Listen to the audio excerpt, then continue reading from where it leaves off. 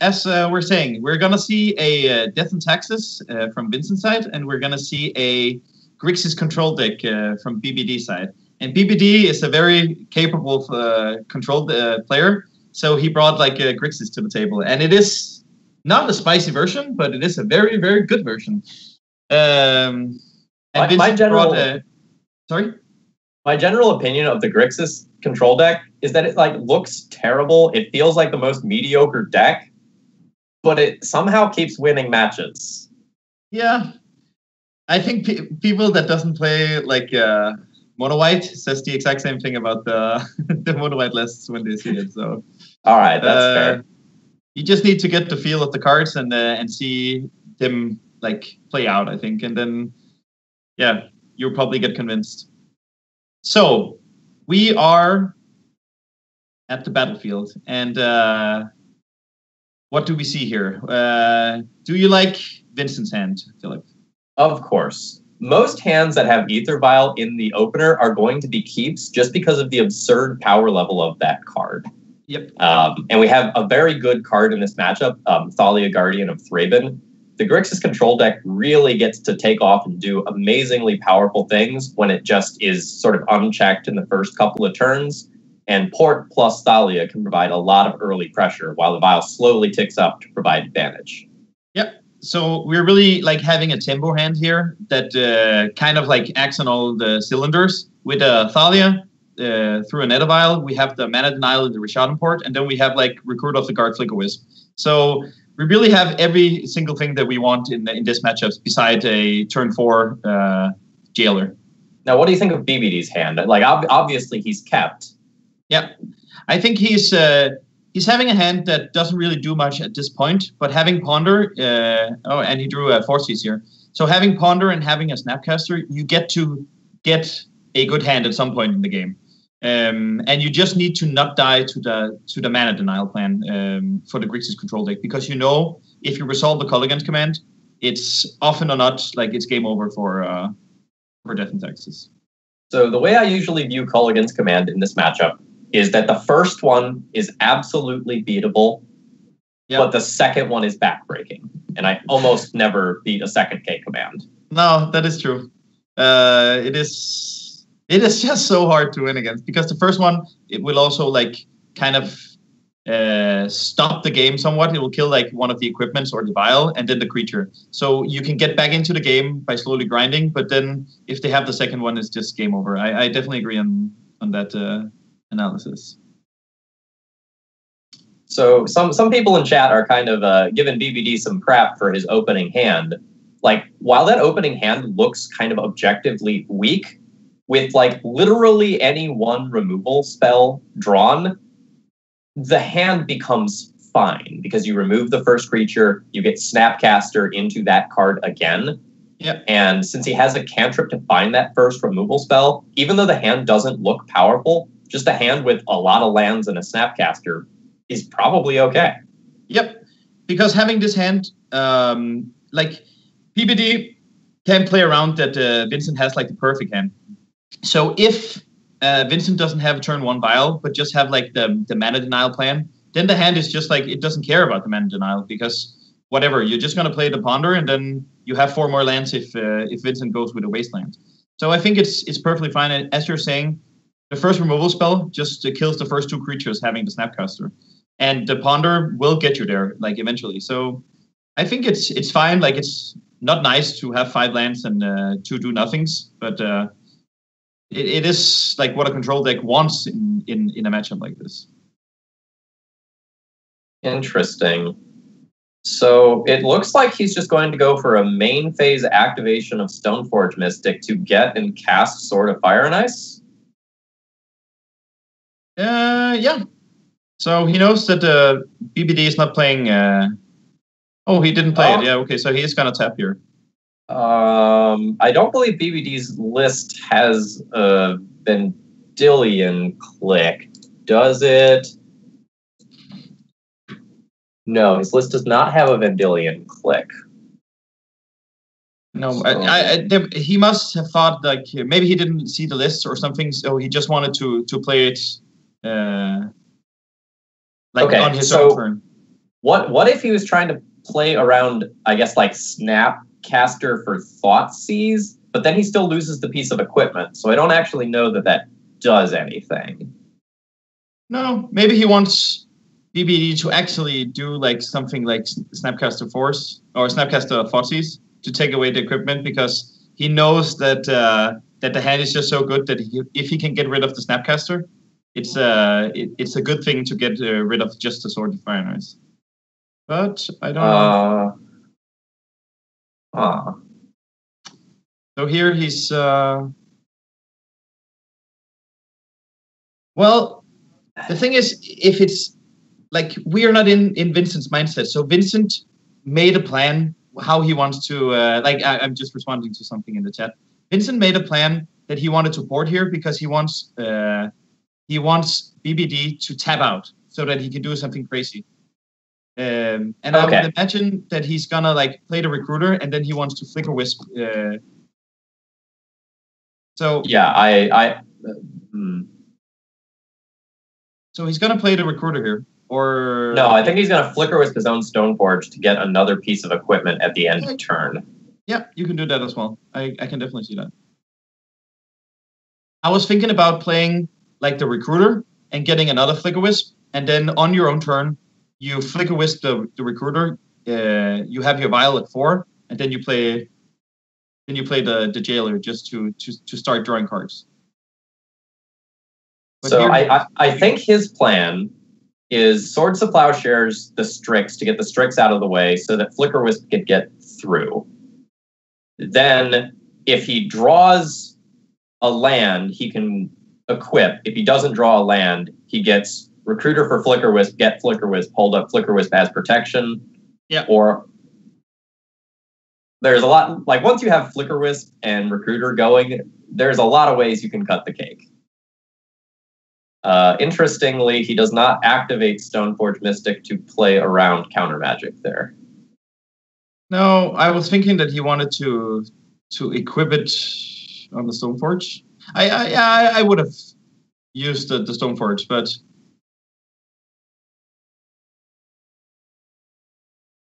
like he didn't. Sometimes you're just like so focused on, like I played the wrong land this morning. I drew a land that didn't deal me damage, and then I just played the land because I was so focused on I need to play this land and play this. So I've already like played my turn before it was my turn. Then I drew a card that was better, and then I was like screaming at the computer. So he was probably like, he didn't play as though he had like a counter spell. I don't think he has a Force of Will, so I'm just gonna jam this one. Or maybe he wants to take out the Force of Will through the Jit. He doesn't think that it's the most crucial or brutal thing if he would get a Force of Will.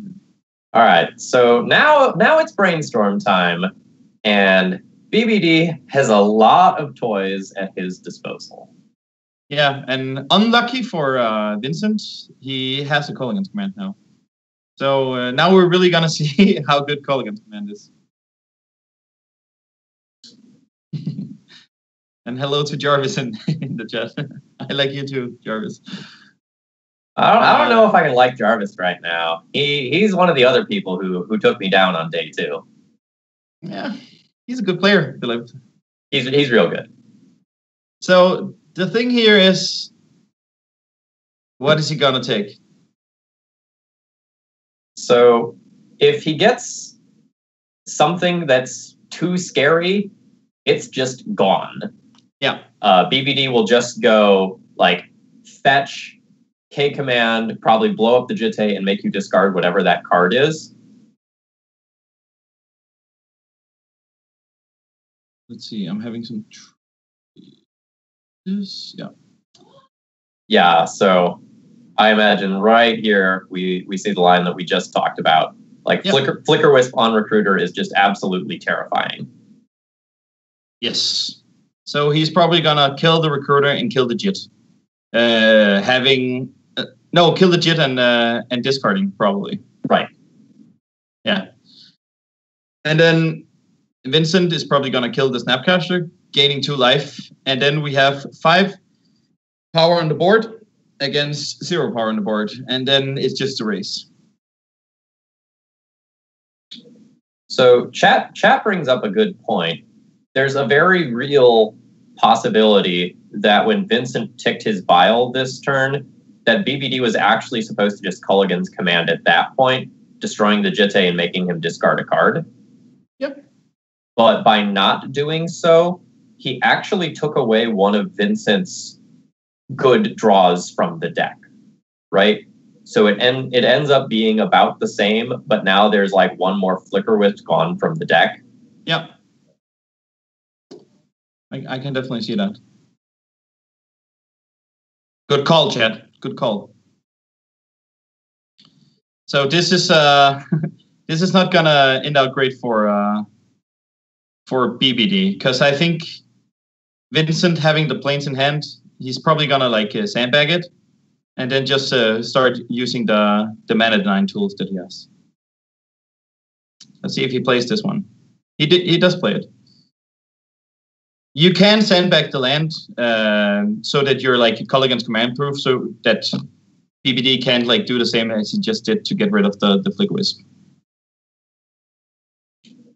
So, and as Max Torsion is saying, that the top deck Flicker Wisp can like flicker the recruiter, and that is true.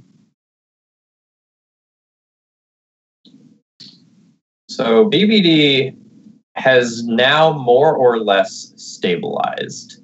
Yeah, there are still some terrifying draws on Vincent's side, but the air is gummed down due to Baleful Strix. The ground is held by Gurmag Angler, and Bolt and Ponder in hand threaten to push him pretty far ahead. Yeah, so this was actually a pretty nice turn. Like, if Vincent draws like an insane card here, BBD doesn't really have a way of dealing with it. But BBD had to take like the chance to get the Gurmag angle because he needs to finish the game. And if he gets to untap here, he is in a very, very sweet spot. So let's play the hypothetical game.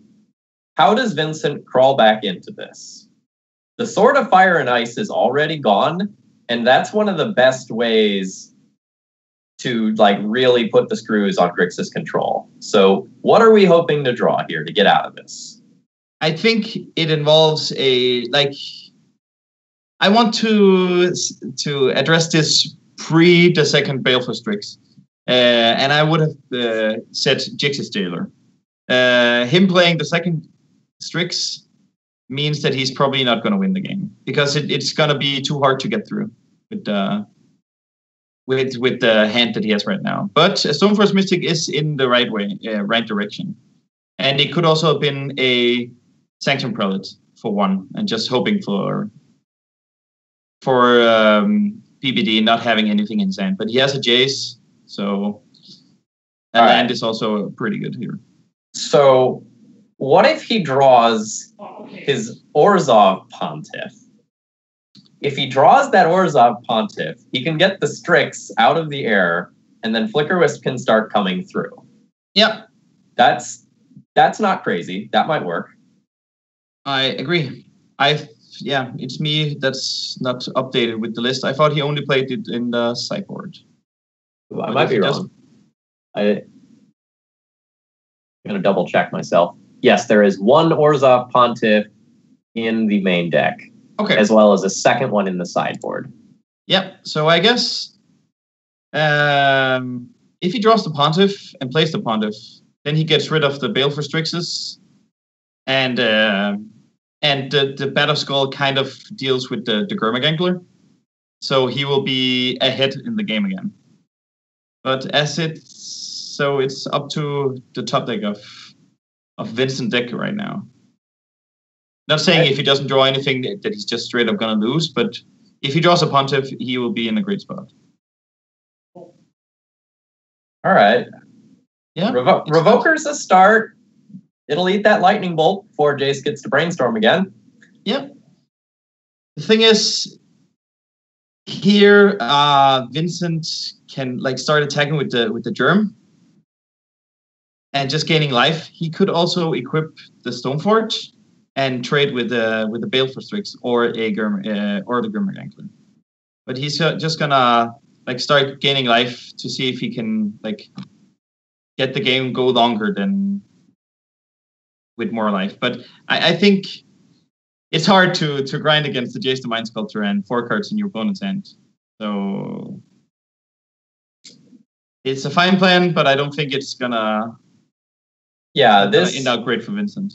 This Batterskull play shows that like Vincent understands that this germ token basically does nothing right now.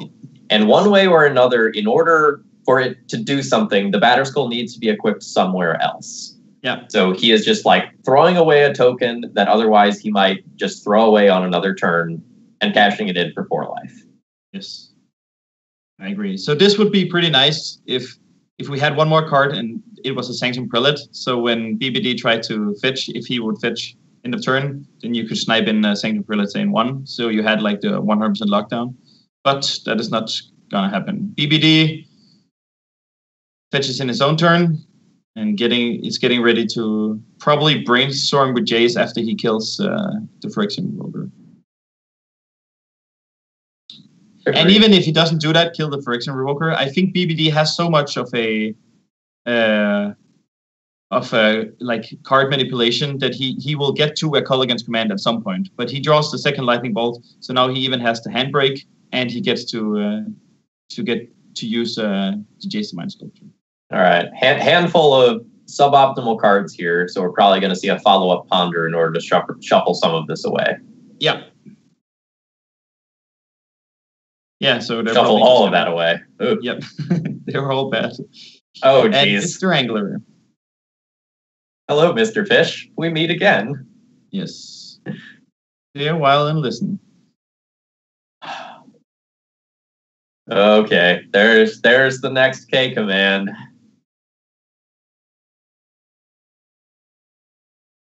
So the Snapcaster will get to K command next turn. So how many's in graveyard? Not counting K command, 1, 2, 3, 4, 5.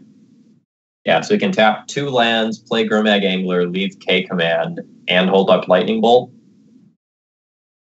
As Jarvis is saying in the chat, he doesn't think that Gurmag Angler is that good in the matchup. How do you think about that, Philip?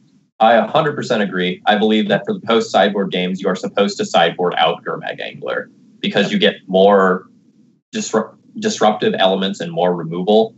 So you don't really need the big fish to win. You just like focus on your planeswalkers just burying the D&T opponents after you've just kind of like gotten the board under control. Yeah. I think this game is, when I play these matchups, like I'm in love with the Palace Jailer. So when I play these matchups, I kind of try to make everything revolve around the Jailer. And I think I would have gone with that line when he played the Recruiter card, like earlier.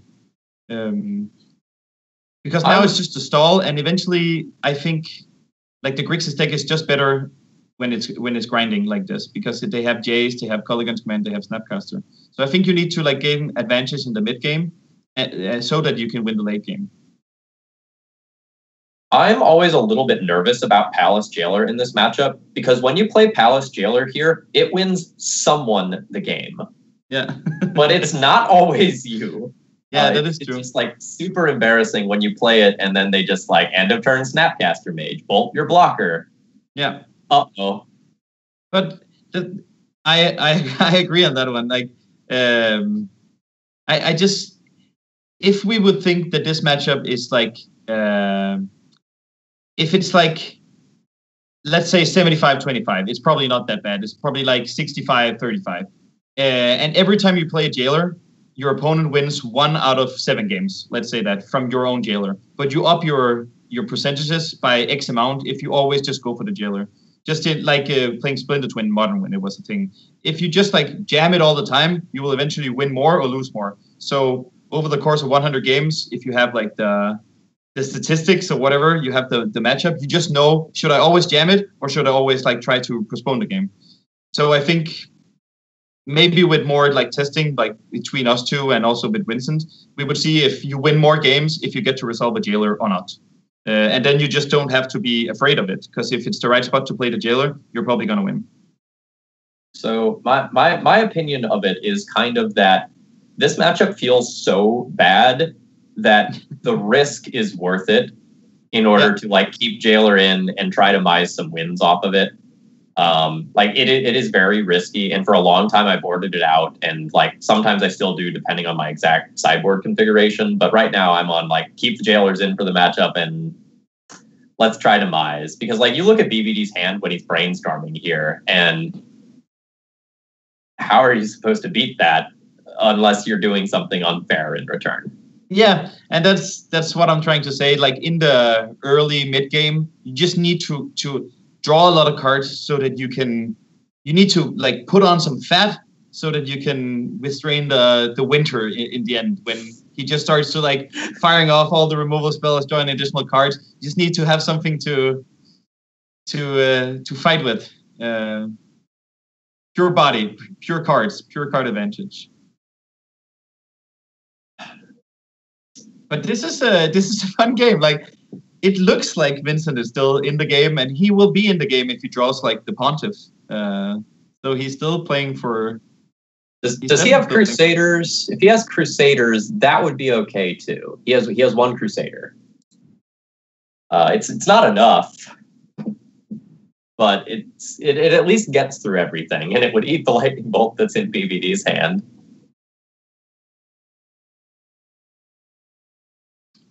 So he killed the Flicker Wisp, and he took away the Vial.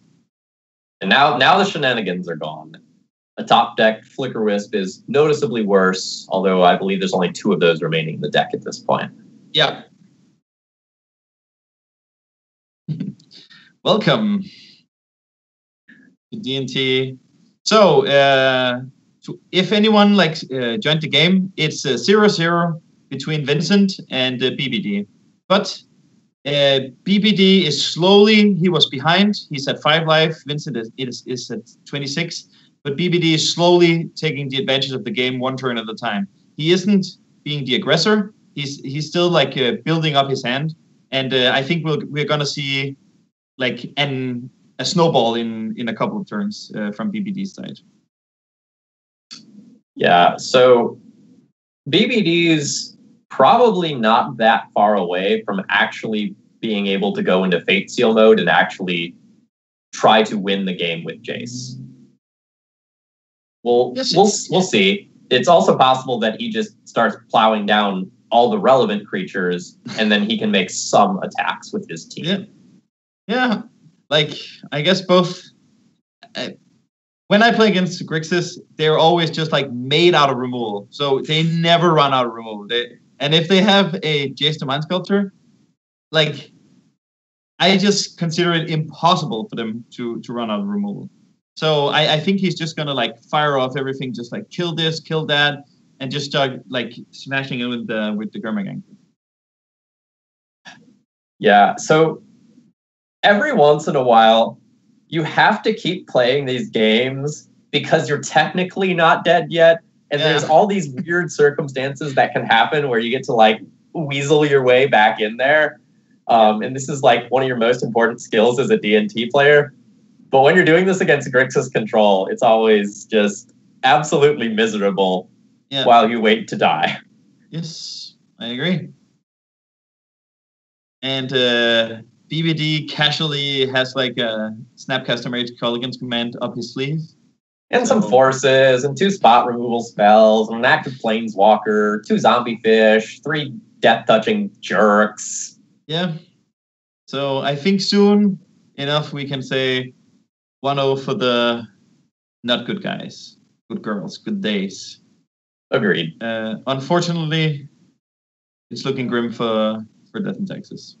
All right. So as a side note, just to talk about something different, if this was a match that was going on in paper, you probably concede for your clock. As the D&T player, at this point, you're in really bad shape, and these matchups are extremely grindy. They frequently go to time or close to it. On Magic Online, we don't necessarily have that same problem very frequently. But one thing to keep in mind is that like paper Magic and Moto Magic are different things. Yeah, I agree. Like this actually took quite some time, and in real life, with all the shuffling, it will take a lot of time. So I would also like props for Vincent that he's taking the beating, but I would have conceded as well, like probably 2 turns ago.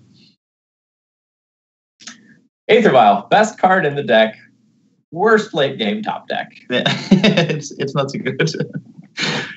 So let's see what is gonna happen with this sideboard.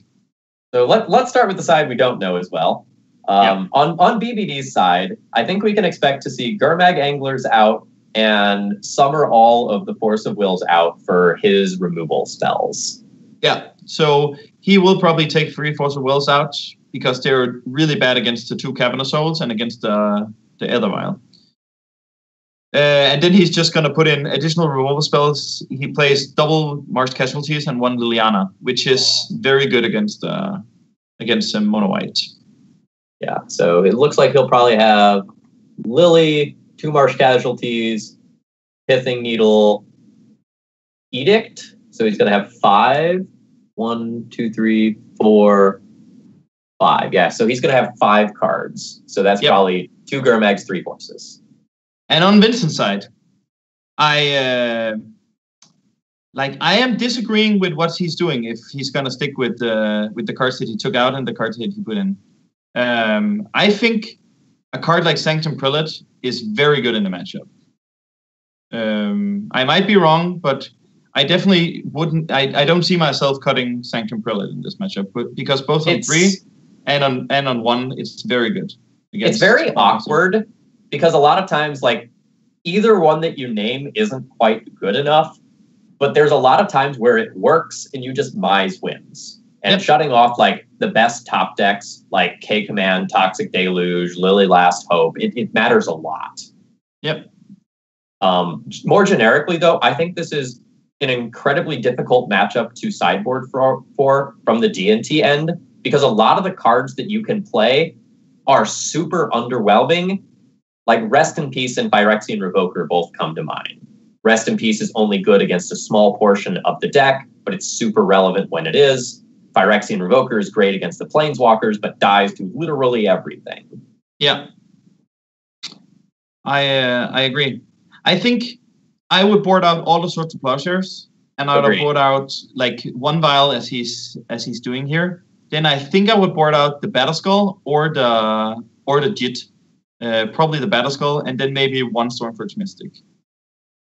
So I've generally kept all of the equipment in because you expect the games to go super long and you expect K-Command to go and eat up some of your artifacts. So I've kept in all 3, taking the fodder approach, where I expect the first couple of pieces of equipment to die 100%, but maybe the 3rd works. And it also makes my Stoneforges cantrip.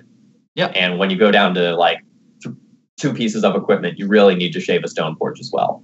Yeah, I can definitely see that as like, again, it's kind of a new deck, and I haven't played that much against it. I played, I guess, 15 times or something like that, and I feel unfavored. And then I've tried like different things, and what works for me is to say 1 or 3 with the Sanctum Prelate and just play the Jailer as soon as I can. But I also always play 2 Jailers. And then just board out like some of the what I think is useless, like Jit or whatever, because if you draw them in your opener, like he has here, it's just so awkward because they're not going to do anything, or not anything relevant, at least. Yeah. So Vincent, talking about the hand that both players kept here. Vincent's hand does not feel like a winning hand to me. I don't think he's going to be able to do enough in the early game to really pressure any of BBD's decisions. I feel like BBD is going to like kill the Mother of Runes and then take over this game. So, if BBD saw a wasteland here, it would be that would be a way to steal this one. Yeah. And after the board, the Mother Runes it is still good, but it's kind of awkward when most of the Grixis decks either play Marsh Casualties or Toxic Deluge. and BBD has the Toxic Deluge here. So even though or the Mars Casualties. Yeah, Mars Casualties, sorry, not the Toxic Deluge. So even though Vincent has like the sweet protection card, everything is gonna die at some point in the game. So what he can do here is he can mice a Wasteland from the top of his deck. Yeah, that would be so good because BBD is Brainstorm locked. Yeah. And if he does rip a Wasteland, which he doesn't, but if he did, it would take him off of casting everything in his hand except for Fatal Push. Yep. And I agree with the Lord Darkview that BBD's hand is horrifying. There's a lot of good cards. It's just waiting to... Yeah, like... waiting for the third land to just, explode. Yeah, so he gets to cast Marsh Casualties here. He gets his 2-for-1. The Jitte sits there, looking awkward. And then if Vincent doesn't get to play a relevant creature, BBD just hymns. If he does play a relevant creature, then it's Edict or Push. Oh, man. That's a one turn too late, but it's still good. We got it. We're back in the game. So no, don't cast the bomb. Don't do it. Just flicker wisp the Wasteland. Get him. Please, Vincent. Please use the Wasteland. No. No. Well, I guess this is fine. Yes. But I like playing the flicker wisp out there while like you guaranteed have the mana available to use it, because if he doesn't rip a land this turn, he can't actually deploy this flicker wisp. But he does. Yeah. Like a master. I definitely would do the same as you did, Philip. But I can also see Vincent's side that playing it like this, BBD has to have the removal spell right there, or else Mother is gonna like take over the game.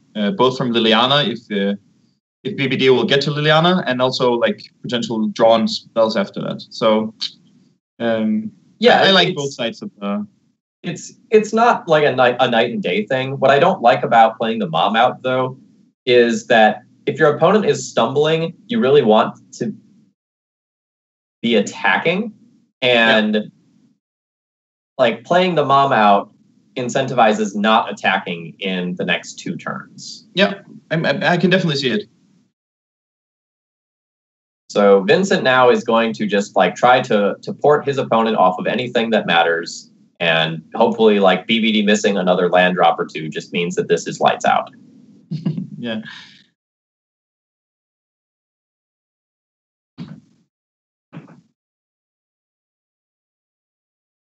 So the recruiter is a fine draw, but we're probably in the situation of just port into oblivion for the rest of the game.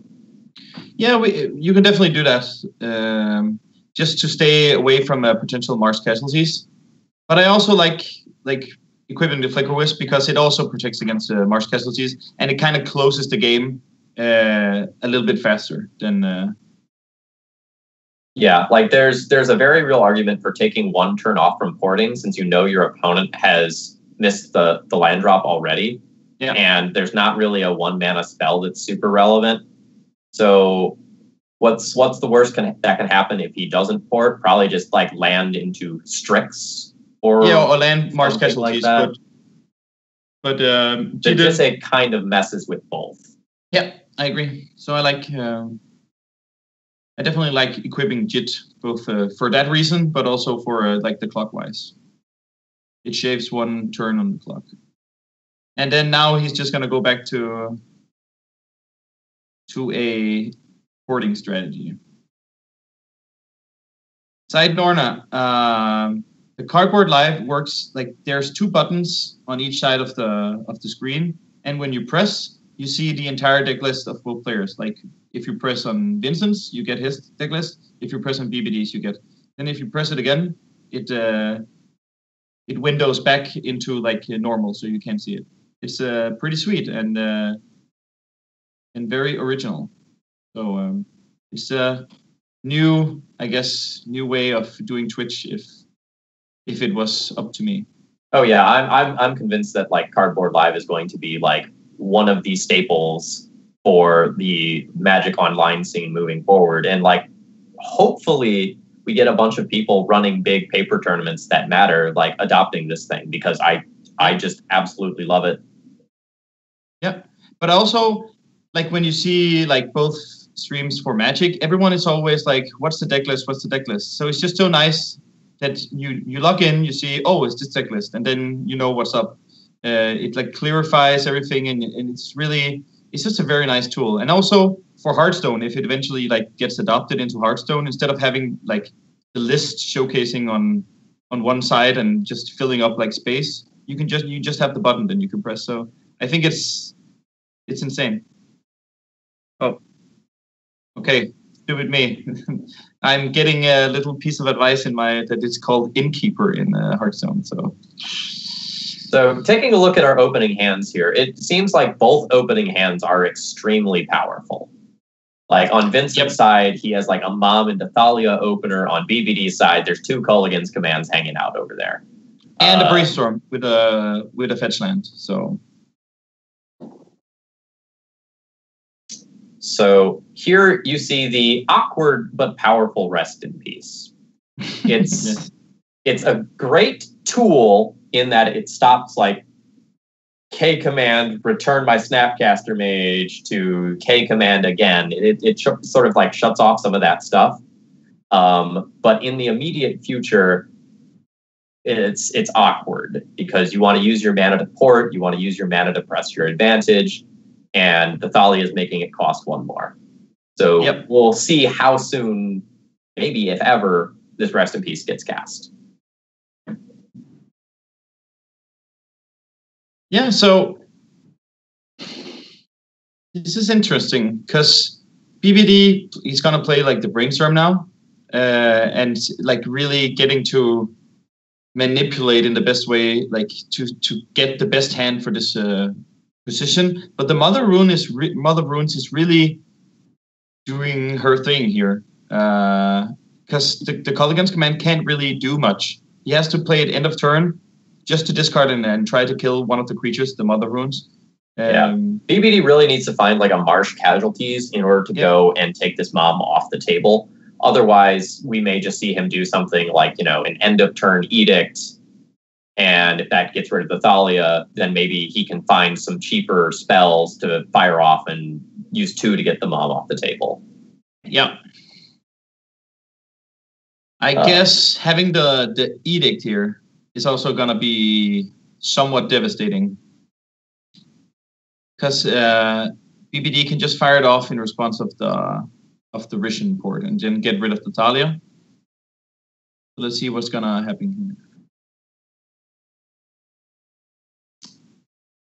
Yeah, it's an okay spot to fire that off, but I don't know. I can definitely see not playing it as well. So, like, if he doesn't play it, Vincent probably doesn't commit another creature to the board. He probably just continues this porting plan that he has currently. So that just gives him more time to set up. And additionally, if he just makes the land drop on his turn, he can still do the Edict play. Yeah. So there's very little opportunity cost. But I think he didn't want to shuffle away the Brainstorm on top. That's why he didn't cast it in response of the activation. So he drew the Brainstorm, played the land, and then he fired it off. So I like that. Yeah, I think that's really good patience. Yeah, I like getting the Brainstorm, having like the Snapcast to the Culligan's command. You know that you're not going to lose in the next 2 turns. So you want the Brainstorm to get a better hand, like in turn 9 or 7 or whenever he's going to fire it off. So what do you think of Vincent keeping Thalia over Mom? I don't know. Like, I think Vincent's hand is very good. It's as good as it gets, basically. Like, you could have Vial or whatever, but keeping the opener, it's pretty good, this hand. So I probably would have kept the Mother Runes, but I can definitely see where he's coming from. Having the Thalia, he thinks that he can slow down BBD enough that he can win the game at some point. I'd just be so afraid of turning on all of those removal spells. Yeah, but I definitely agree. But if he thinks that he's going to win with the Stoneforge package, then Culligan's Command is going to wreck that plan regardless. It's just going to discard and kill the artifact. So it is a line of play, and I probably wouldn't have done the same, but I can definitely see why he would do it. And just to Goblin Lackey, you say you're surprised he didn't cast Rest in Peace here. I think that he wants to cast Rest in Peace next turn to get rid of like a good card in the graveyard. So I don't think he wants to cast it like before there's something really good in the graveyard. Saving the Rest in Peace for a little bit later on also increases the chance of being able to Rest in Peace plus some other action in the same turn. Using your entire turn to Rest in Peace there seems really medium. Yeah. And Overvoltage. I would not discard the Jailer. Like, I think getting a land here, playing the Jailer, it would just open up the game in Vincent's favor. Like, because you're going to draw something like, I don't know, 2 or 3 cards before it actually is possible for BBD to get the Monarch. So I definitely like not discarding the Jailer. Yeah. Vincent not hitting this 4th land drop is so devastating for his board progression this game. There's a very real world where he like actually gets to be in this game if he hits another white source. Just to be clear, like the Jailer is like it will exile the Belfast Strix. So even though if he kills the Jailer, he wouldn't get it back. So it will be 2 creatures to 0 creatures on, and he has like the Sword to Plowshares in his backhand.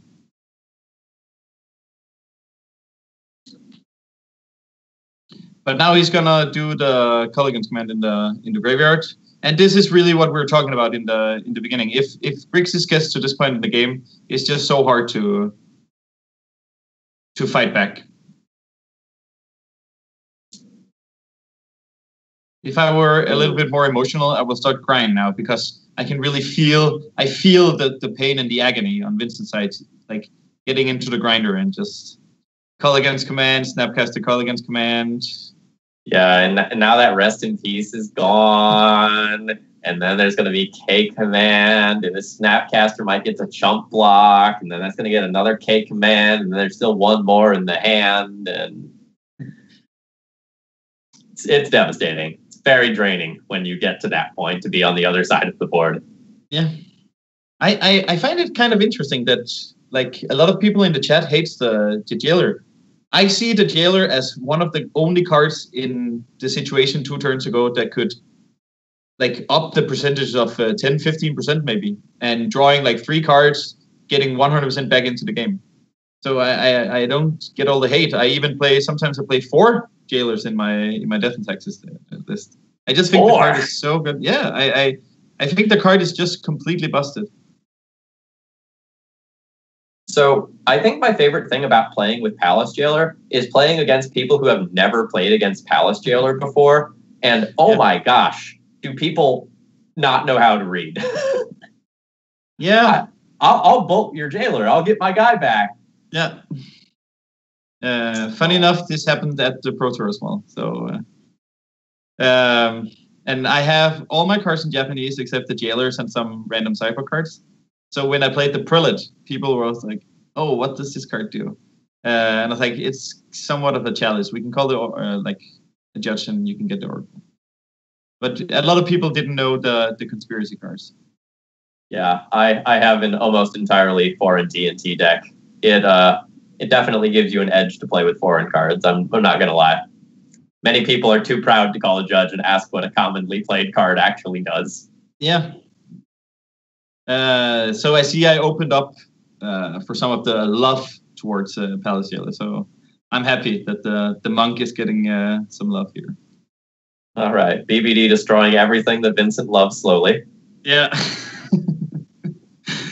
So maybe it is Vincent Fang going out of the tournament or going down to the losers bracket. Oh no, this is it for Vincent. If he loses this one, he's already in loser's bracket, so he is done though. Today it's like the mix. That is true. Yes, we had to do the matches a little bit out of order to accommodate everyone's schedules. It's true. All right. So a wild mother ruins appears. She is the mother of all families. She's gonna try to protect. Yeah. But she's not gonna protect. It is just like it's almost a joke. Like the Culligan's command just shredded Vincent's. Oh my god!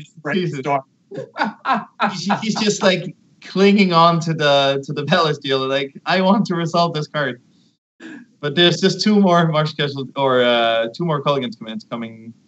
Wait. This is such a beating.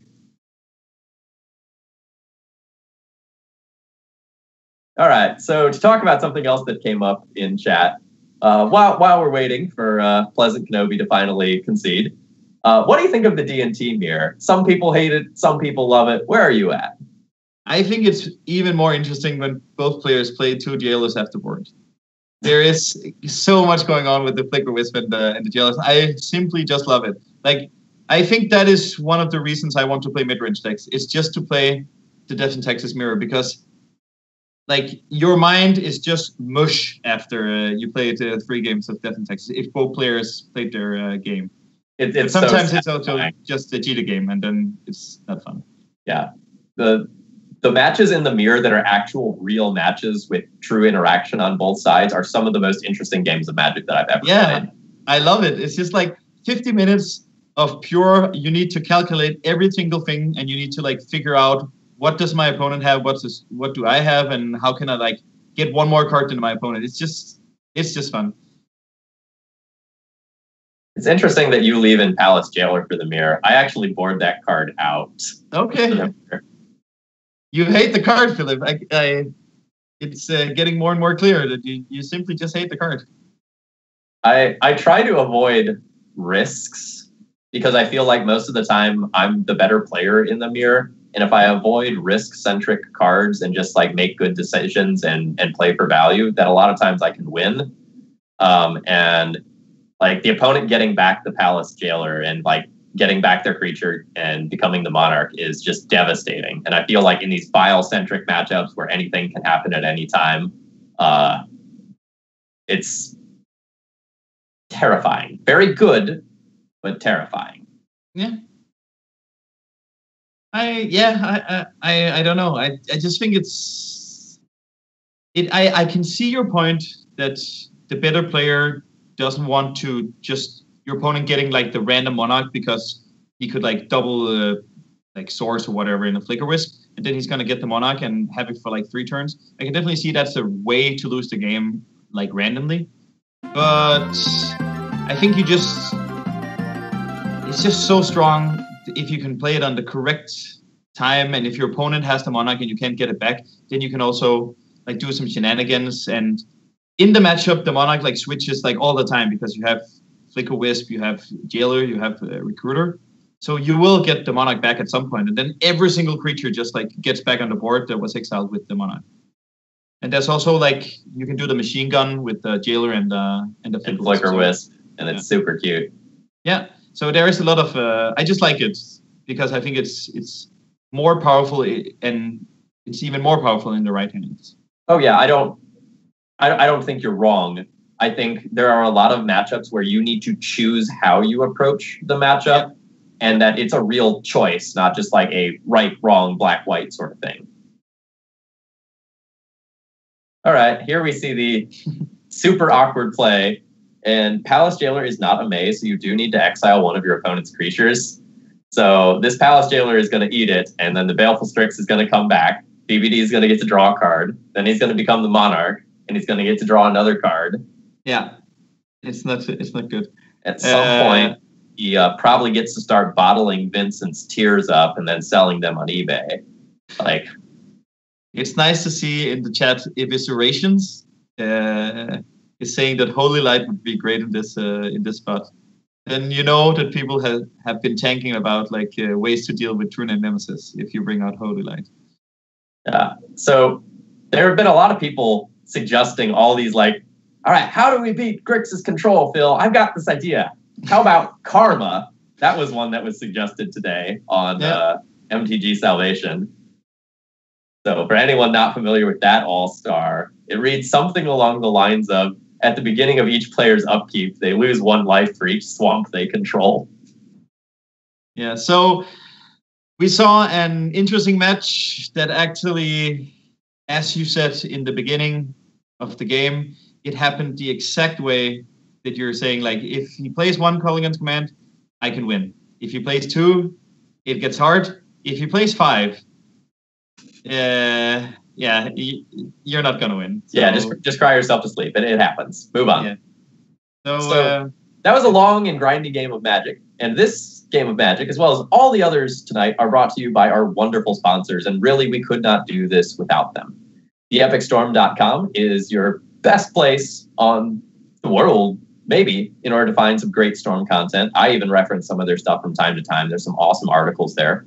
Cardboard.live has the sweet extension that you'll see on either side of the screen with our deck lists. MTG First is an awesome store to play some tournament at if you are in the Maryland, DC area. And finally, Cardhoarder is the one that lets us borrow all of these sweet cards that our players have when they don't own these decks. So you get to see all of these games of Magic. And we didn't really see if anyone subscribed or if anyone followed the Glimpse chain. If anyone did, sorry that we missed it.